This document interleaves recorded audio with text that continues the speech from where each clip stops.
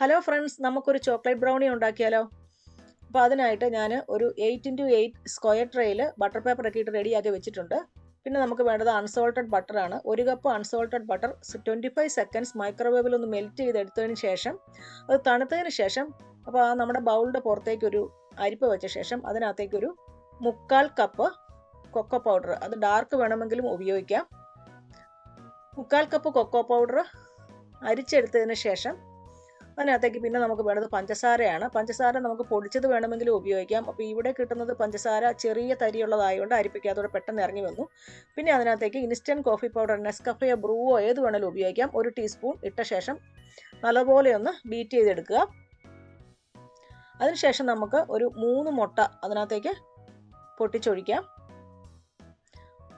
Beater ആയിരിക്കാം വിസ്കിനേക്കാൾ ഇച്ചിരി കൂടെ നല്ലത്. വിസ്ക് വെച്ച് വേണമെങ്കിൽ ഇളക്കാം, പക്ഷേ കുറച്ച് ഹാർഡായിരിക്കും വിസ്ക് വെച്ച് ഇളക്കി എടുക്കണമെങ്കിൽ. പിന്നെ നമുക്ക് വേണ്ടത് 1 ടേബിൾ സ്പൂൺ വാനില എസൻസ് ആണ്. പിന്നെ ഒരു 1/4 ടീസ്പൂൺ ഉപ്പും കൂടെ വേണം. അതും കൂടെ ഇട്ട ശേഷം നമുക്ക് നല്ലപോലെ ഒന്ന് ബീറ്റ് ചെയ്തെടുക്കാം. അപ്പോൾ ഒരു കൺസിസ്റ്റൻസി, അതായത് നമുക്കൊരു കണ്ടാൽ അറിയാം ഈ ഒരു കൺസിസ്റ്റൻസി ആകുന്നതിനും വരെ നമ്മൾ അത് ബീറ്റ് ചെയ്തെടുക്കണം. കുറച്ച് സമയം വേണം, ഏകദേശം ഒരു 6 to 7 മിനിറ്റ്സ് വേണം ആ കൺസിസ്റ്റൻസി ആകണമെങ്കിൽ. പിന്നെ നമ്മുടെ മൈക്രോവേവ് ഒരു 10 മിനിറ്റ് പ്രീ ഹീറ്റ് ചെയ്ത് 180 ഡിഗ്രിയിൽ പ്രീ ഹീറ്റ് ചെയ്തിടണം.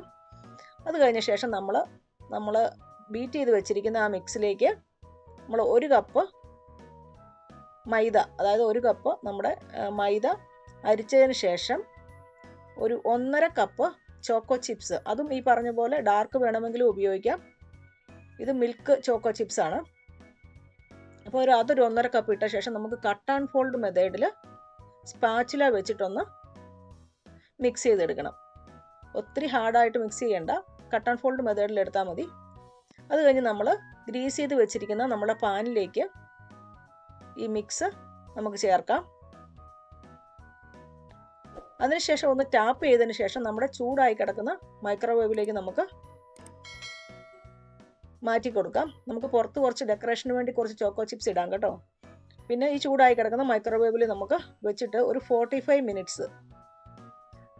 മിനിറ്റ്സ് നമുക്ക് ബേക്ക് ചെയ്തെടുക്കാം. കൺവെക്ഷൻ മെത്തേഡിലാണ്. അപ്പോൾ നമുക്ക് എങ്ങനെ വേണമെങ്കിലും ഇത് ബേക്ക് ചെയ്തെടുക്കാം.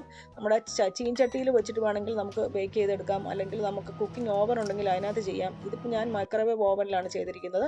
ഒരു 50 മിനിറ്റ്സ്, അതായത് ഞാൻ 5 മിനിറ്റ്സ് കൂടെ കൂടുതൽ വെച്ചു. ഒരു 50 മിനിറ്റ്സ് ആയപ്പോഴേക്കും നമ്മുടെ ബ്രൗണി റെഡിയായി. അതിൻ്റെ ടോപ്പ് നല്ല ഹാർഡ് ക്രിസ്പി ആയിട്ടും അകം നല്ല സോഫ്റ്റ് ആയിട്ടും വന്നിട്ടുണ്ട്. നമുക്കൊന്ന് മുറിച്ച് നോക്കാം അതിൻ്റെ അകം എങ്ങനെയാണ് ഇരിക്കുന്നതെന്ന്. നമ്മുടെ ചാനൽ ആരെങ്കിലും സബ്സ്ക്രൈബ് ചെയ്യാത്തവരുണ്ടെങ്കിൽ സബ്സ്ക്രൈബ് ചെയ്യണം, ലൈക്ക് ചെയ്യണം, കമൻറ്റ് ചെയ്യണം, ഷെയർ ചെയ്യണം. കണ്ടോ, അകം നല്ല സോഫ്റ്റ് ആയിട്ടും വന്നിട്ടുണ്ട്, പുറം നല്ല ക്രിസ്പി ആയിട്ടും വന്നിട്ടുണ്ട്. അപ്പോൾ നമ്മുടെ റെസിപ്പീസൊക്കെ ഇഷ്ടപ്പെടുന്നുണ്ടെങ്കിൽ നിങ്ങൾ കമൻറ്റ് ചെയ്യുക. ഇനി കൂടുതൽ ഇമ്പ്രൂവ് ചെയ്യണമെങ്കിലും കമൻറ്റ് ചെയ്യുക. Thank you for watching.